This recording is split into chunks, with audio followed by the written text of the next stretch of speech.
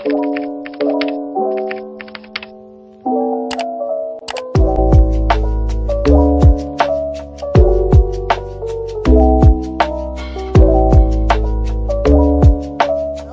dari kelompok 2.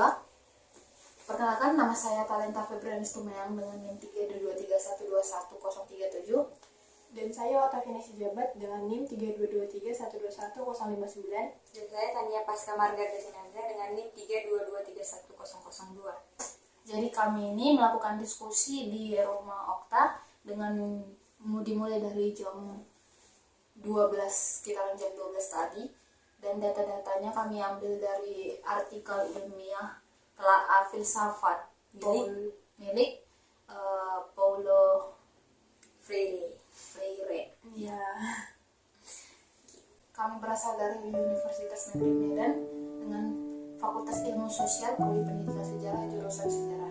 Dalam video ini kami akan mendiskusikan satu tema, yaitu pendidikan paradigma pembebasan yang ditelaah oleh Paulo Freire.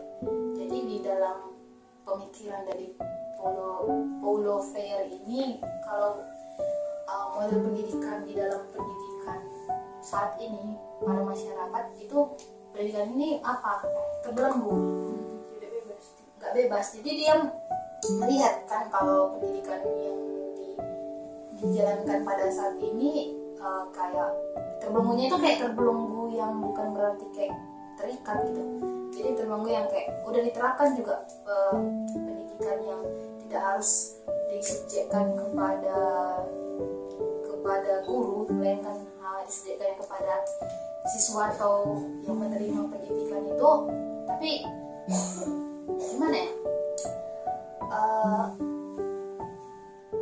Tapi masih ada aja oknum-oknum yang membuat pendidikan ini menjadi pendidikan yang terbelenggu dan tidak menjadikan pendidikan yang pembebasan. Itu menurut kalian? Ya sebenarnya dari sistem pendidikan itu sudah diterapkan, cuman bagi kayak guru tuh belum menerapkannya sama siswa-siswanya. Jadi berarti yang salah itu sistem pendidiknya gitu ya, bukan Orang-orangnya, lebih ke orang-orangnya. Cuman kalau sistemnya sebenarnya udah Udah ada ada, yang diterapkan. Apalagi kayak sistem di Indonesia ya. itu udah dimulai dari kurikulum berapa kalau boleh tahu? Kalau nggak salah itu kurikulum 2013 ya, yang mensubjekkan siswanya jadi apa, lebih aktif lagi gitu.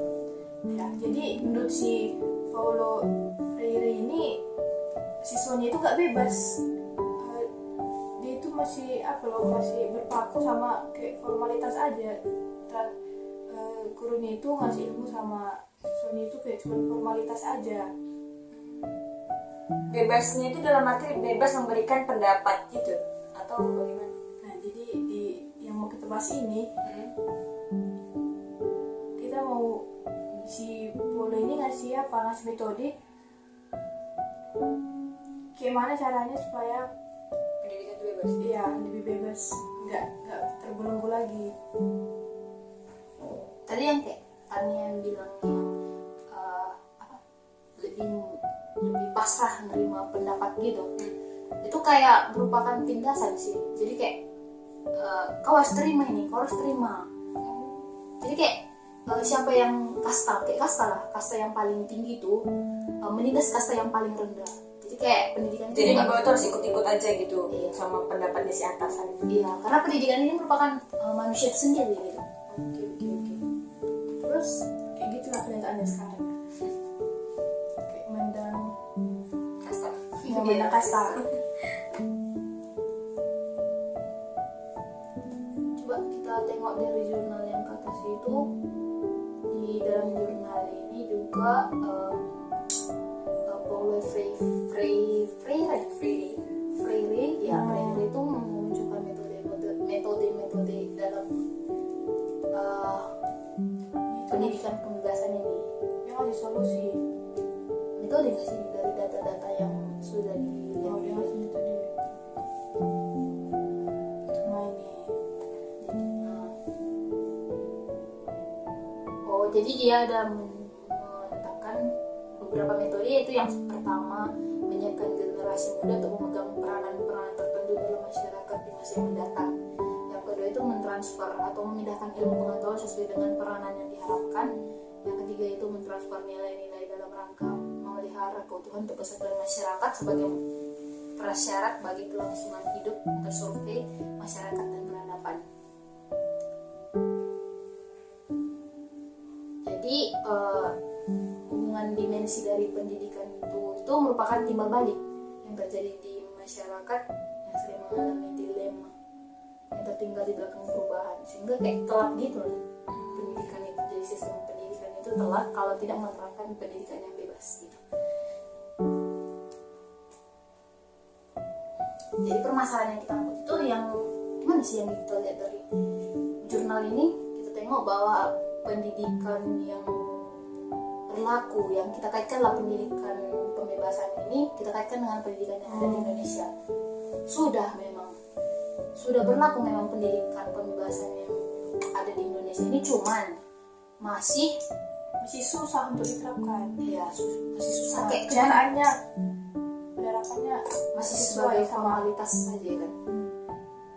Di sini juga dia itu dia ini pengen melepaskan diri dari budaya dan ideologi yang paradoksal dan berusaha untuk membangun kehidupan yang dapat menerima pluralitas. Akhirnya kalau pendidikan itu merupakan tempat untuk mendiskusikan masalah-masalah politik dan kekuasaan secara mendasar. Karena pendidikan itu menjadi ajang terjadinya makna hasrat, bahasa dan nilai-nilai kemanusiaan. Yang kedua itu untuk mempertegas keyakinan secara lebih mendalam tentang sesungguhnya yang disebut manusia dan apa yang menjadi impiannya, dan untuk merumuskan dan memperjuangkan masa depannya. Jadi maka dari itu pendidikan yang dibutuhkan sekarang ini adalah pendidikan yang mampu menempatkan manusia pada posisi sentral dan setiap perubahannya yang terjadi, dan mampu pula mengarahkan serta mengendalikan perubahan itu gitu ya. Freire ini juga mencela jenis pendidikan yang memaksa manusia menyerah kepada keputusan-keputusan orang lain. Jadi kita tuh harus kayak punya juga gitu kan. Makanya tadi kayak kita bilang sistem kasta itu nggak boleh gitu.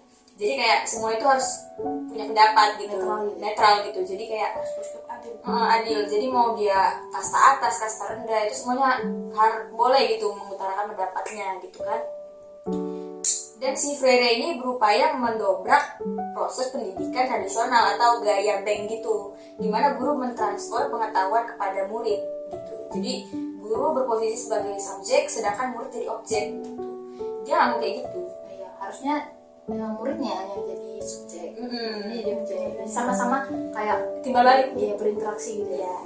Harus saling. Jadi yang terjadi di Indonesia ini kita tengok tetap masih kayak guru sebagai subjek, muridnya jadi objek gitu. itu yang permasalahan yang kita lihat ya dari Topik kita ini dari tema. Jadi kayak solusinya apa yang kita buat? Yang kita tengok dari agar ini ya paradigma pembebasan ini bisa yang mau kita ambil tercapai dalam pendidikan Indonesia ini.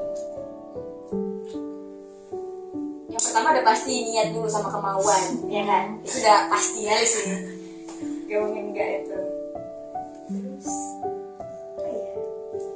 menurutku sih yang kayak ini menciptakan kebebasan intelektual antara pendidik dengan peserta didik dalam proses belajar mengajar. Jadi guru ini nggak boleh menekankan siswanya harus inilah harus itulah, tapi guru itu membimbing gitu. Nggak boleh kayak, jangan ngasih tugas banyak-banyak juga gitu. Kayak harus sesuai lah sama kemampuan siswanya, jangan kayak gedebuk tugasnya gitu.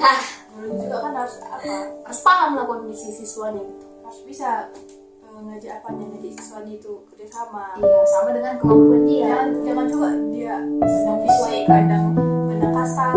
Ada ya? Kadang kan malah gurunya yang Yang jadi keadil gitu sama murid-muridnya. Iya. Jadi kemudian itu kebiasaan pendidikan yang deskriptif dengan perintah yang diharapkan digeser ke arah pendidikan dialog transformatif agar tidak dilaksanakan sebagai pendidikan yang melulu makna tapi pada dirinya juga terhadap makna kehidupan. Berarti maknanya ini kalau saya menurutku nggak boleh lah pendidikannya kayak satu sosok di pendidikan. Itu pendidikan ini merupakan belajar di kehidupan selanjutnya untuk masa depan Juga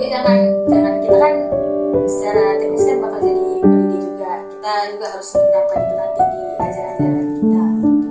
Jangan kita udah bahas nanti kita lupa ya kan, nanti kita terlalu mengobjekkan muridnya gitu, kita nggak boleh lagi. Berarti mungkin sekarang apa namanya, sistem pendidikan di Indonesia itu sudah menerapkan, menurut kami sudah menerapkan sistem pendidikan yang dikatakan oleh Paulo Freire. Ya.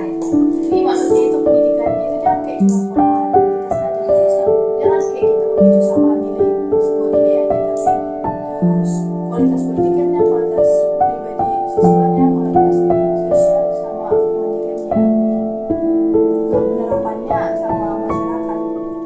Jadi ada hasilnya, nggak cuma Disepakati. dari nilai aja ya. Sekian diskusi karena kami Kita sudah kita sampaikan. Karena kami sudah menemukan permasalahan yang kami temukan menurut Paulo Freire ini, kami juga sudah menemukan solusinya. Sekian diskusi dari kami ucapkan terima kasih. Dadah!